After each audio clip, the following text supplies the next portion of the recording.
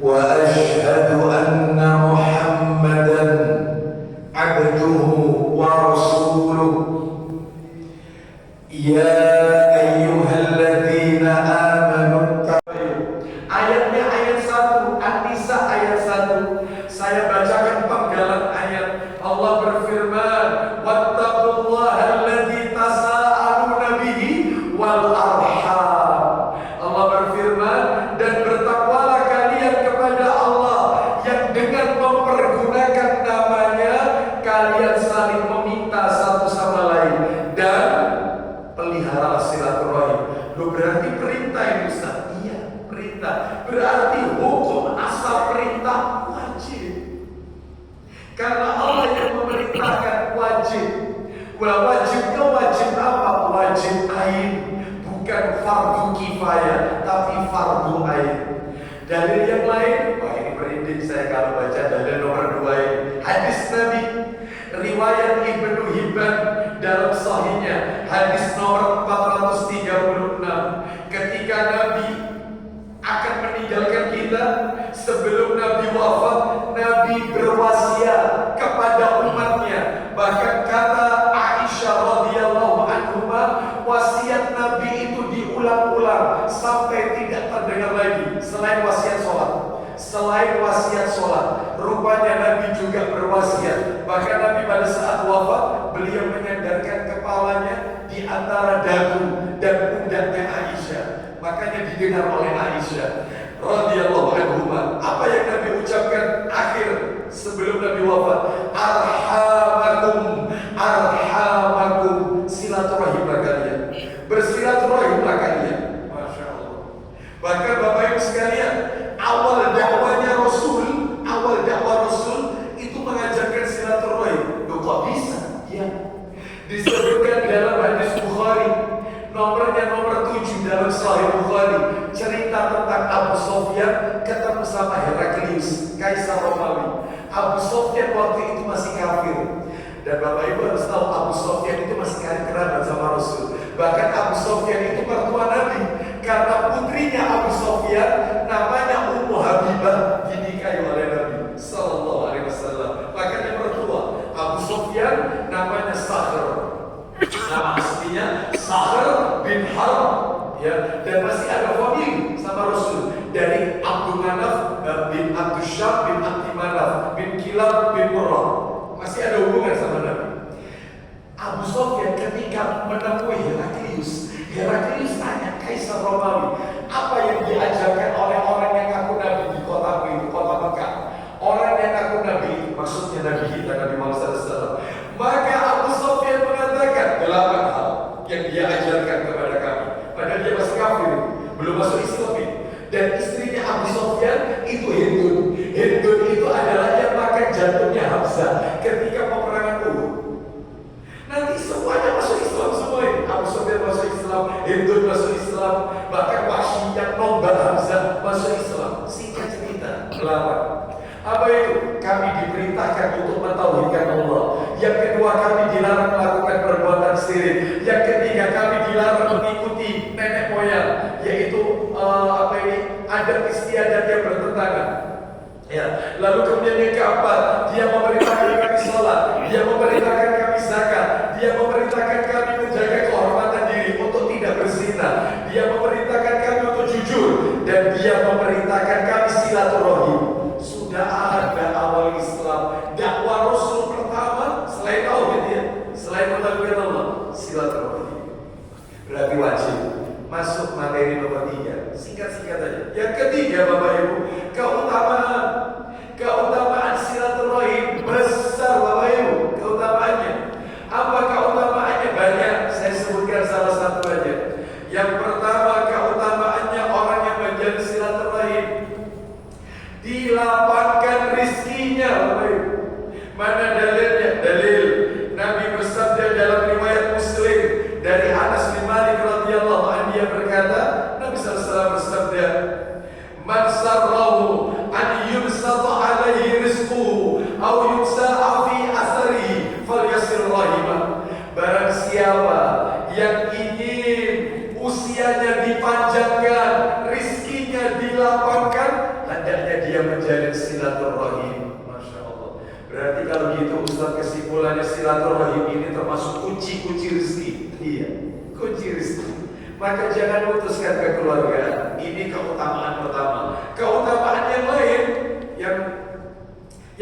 yang begitu besar adalah, Bapak Ibu sekalian, mohon maaf, silaturahim ini termasuk penghapus dosa. Dan bukan dosa kecil, dosa besar. Mana dalilnya? Sebenarnya kitabnya saya bawa. Saya pikir saya masih ada waktu agak lama.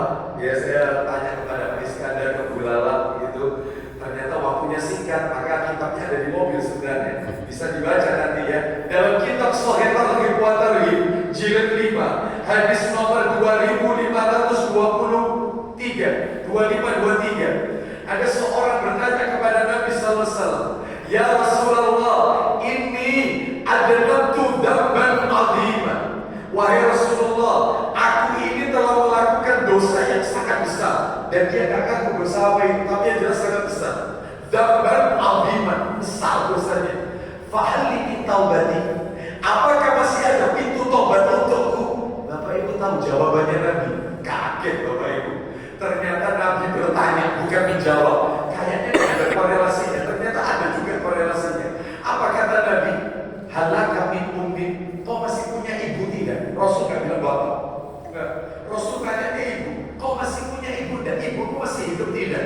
Dia menjawab, ibuku sudah wafat. Nabi bertanya yang kedua, lain yang bikin merinding. Apa kata Nabi? Fahalaka min khalati. Khalati kalau orang Arab itu adalah tante, bude atau bule dari jalur ibu. Ya, jadi kalau paman dari jalur ibu, khal. Kalau yang perempuan, khalati, tapi dari jalur ibu. Kalau dari jalur bapak, kalau laki-laki, ammi. Makanya Nabi memanggil pamannya Abu Thalib itu dengan ammi, ya ammi. Gitu. Sedangkan kalau perempuan yang dari jalur bapak, saudara perempuan, bapak, itu ammati. Dia bertanya Nabi, fahalaka min khalati, bibimu masih hidup dan tante, bude atau bule yang dari ibu, bukan dari bapak. Dia menjawab, nah masih hidup.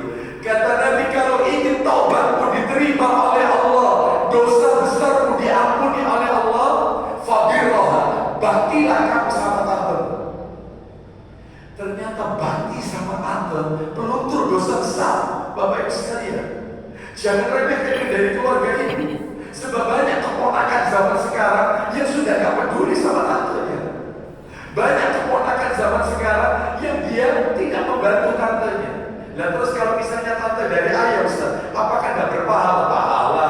Apa pahalanya? Yang tadi dilapangkan rezekinya, dipanjangkan usia umum. Tapi khususnya dari ibu melunturkan dosa besar. Jangan bakhil sama dari keluarga ibu. Bapak Ibu sekalian, rahimani wa rahimakumullah. Nah ini ya, baik. Sekarang kita masuk materi nomor 4, dalil dampak buruk, ya, yaitu memutus silaturahim. Orang kalau ke paten obor, nggak kenal famili, apa sih dampak buruknya? Banyak Bapak Ibu.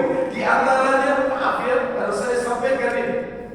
Sebenarnya berat saya menyampaikan. Amalnya tidak diterima, hatta umroh tiap bulan. Sekalipun dia sedekah miliaran, tapi ribut saduluran, bahkan diterima oleh Allah. Dia berkelahi antar famili, sampai-sampai saya sering mengatakan bahasa kasar saya, bahasa kasar. Silakan Anda mau ribut sama tetangga, dampaknya tidak berat, tapi ribut dengan keluarga. Anda mau haji tiap tahun, umroh tiap bulan, Anda mau sedekah, akan diterima oleh Allah. Satu nggak diterima. Memang ada dalilnya, Ustaz? Ada. Saya bacakan.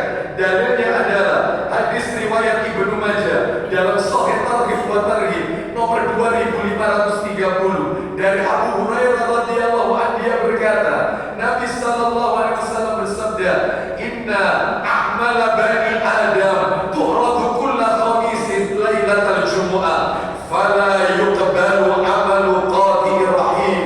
Kata Nabi,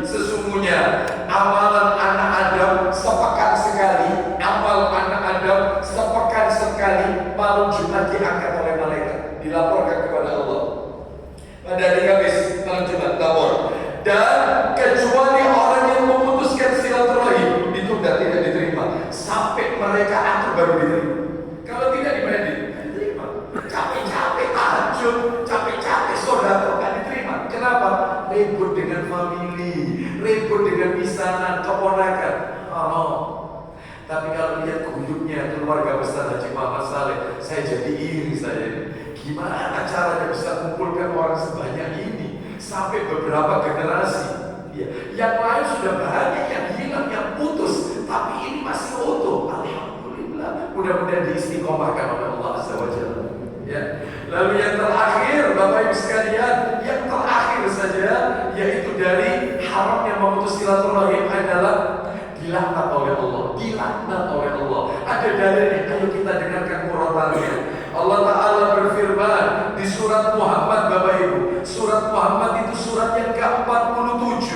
Ayatnya ayat yang ke-22 dan 23. Kita dengarkan Allah berfirman surat Muhammad ayat 22 dan 23. Allah berfirman, فَهَلْ عَسَيْتُمْ إِن تَوَلَّيْتُمْ أَن تُفْسِدُوا فِي الْأَرْضِ وَتُقَطِّعُوا أَرْحَامَكُمْ أُولَئِكَ الَّذِينَ لَعَنَهُمُ اللَّهُ فَأَصَمَّهُمْ وَأَعْمَى أَبْصَارَهُمْ أَفَلَا. Sampai situ Bapak Ibu ya. Kita dengarkan terjemahannya. Ayat 22 dan 23. Maka apakah sekiranya kamu berpuasa, kamu akan berbuat kerusakan di bumi dan memutuskan hubungan kekeluargaan? Teguran Allah. Apakah kalian kalau sudah kaya, sudah berharta, terus gak mau kumpul sama keluarga yang miskin, putus hubungan kekeluargaan? Lihat ancamannya ayat 23. Mereka itulah orang-orang yang dikutuk Allah, dibuat tuli pendengarannya dan dibutakan penglihatannya. Jadi disebutkan dalam tafsir Ibnu Katsir, nanti di hari kiamat dibangkitkan dari kubur dalam keadaan tuli sama buta. Padahal dia dulu di dunia bisa melihat, ternyata buta. Kenapa? Suka putuskan kekeluargaan. Dilaknat oleh Allah. Mudah-mudahan amalan kita semua diridhai oleh Allah Subhanahu wa taala. Terakhir penutup Bapak Ibu sekalian, materi nomor 5. Yang kelima adalah adab-adab silaturahim. Bagaimana sih silaturahim yang benar itu? Yang pertama Bapak Ibu, singkat aja. Yang pertama yaitu pelajari nasab garis keturunan. Jangan buta nasab, bukan untuk berbangga-bangga. Tidak. Tapi Nabi yang menyuruh kita, riwayat Tirmidzi, dalam kitab Sunan Tirmidzi, nomor hadis 1979, Nabi bersabda, "Ta'allamu min ansabikum ma tasiluna bihi arhamakum." Pelajari nasab, garis keturunan. Ini ayatnya siapa? Bin terus atas, terus menyamping. Pelajari nasab. Kenapa? Karena dengannya kalian bisa menyambung silaturahim. Oh, itu tips pertama. Pelajari nasab. Yang nomor dua Bapak Ibu, balaslah keburukan dengan kebaikan. Jadi kalau ada keluarga kita yang dulunya pernah jahat dengan kita, maka kita tetap harus berbuat baik dengan mereka. Jangan orang yang sudah meninggal yang kecipratan anaknya. Jangan. Gak dulu orang tuanya itu jahat, ngapain bantu anak? Enggak. Ini masih kaya kerabat. Balas keburukan dengan kebaikan. Bapak Ibu tahu esensinya silaturahim? Nabi bersabda, "Laisal wasilu bil mukafi, walakin huwa alladhi idza quti'at rahimuhu wasalah." Silaturahim itu bukan orang yang membalas kebaikan orang yang berbuat baik kepada kita. Bukan. Jadi kalau Anda baik sama saya, misalnya saya keluarga HM misalnya keluarga besar, saya baik dengan Anda baik dengan saya, bukan silaturahim. Silaturahim itu kata Nabi adalah yaitu membalas kebaikan, berbuat baik dengan orang yang membenci kita, memusuhi kita. Jadi kalau ada keluarga kita yang dia benci dengan kita, memusuhi kita, diundang gak pernah datang, dimasukkan dalam grup live dari grup, kita datangi rumahnya, pintu rumahnya tertutup, kita tanyakan kabarnya, dia cuek dengan kita, tetap baik sekalipun dia jahat. Bapak Ibu, mohon maaf, sampai kata Nabi dalam hadis riwayat Al-Hakim, kata Nabi, afdhalus shadaqah. Nah ini, afdhalus shadaqah ala dirahimil kashi. Afdhalus shadaqah ala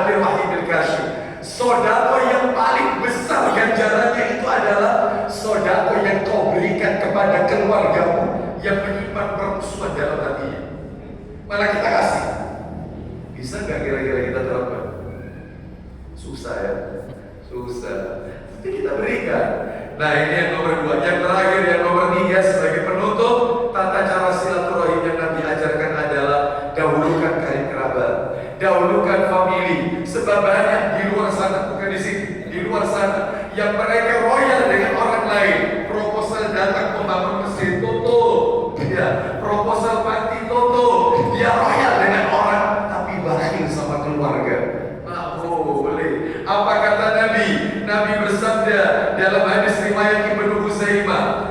Nabi mengatakan as-shadaqatu 'alal miskin shadaqatun wa 'alal qaribi shadaqatani shadaqatun wasilatun. Sedekah kepada orang miskin yang bukan keluarga pahalanya 1. Sedangkan sedekah kepada keluarga pahalanya 2. Yaitu pahalanya apa? Pahala sedekah dan pahala silaturahim. Oleh karena itu, jika tadi telah disinggung oleh Bapak Iskandar, hafizahullah ta'ala, ada keluarga kita yang membutuhkan, maka jangan lihat track recordnya, jangan lihat bagaimana asal usulnya. Selama dia masih karib kerabat kita, maka kita wajib membantu. Bahkan itu yang didahulukan, bukan orang lain.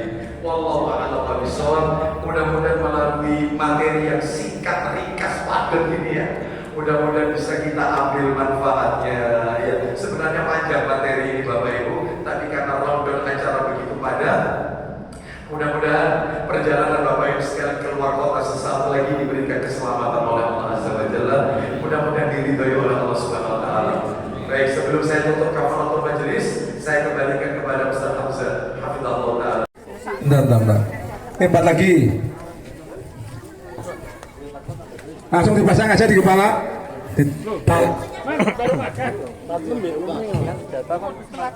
Jangan gitu dong. Itu yang bisa dipasang. Dahi, yang boleh laban apa di dahi?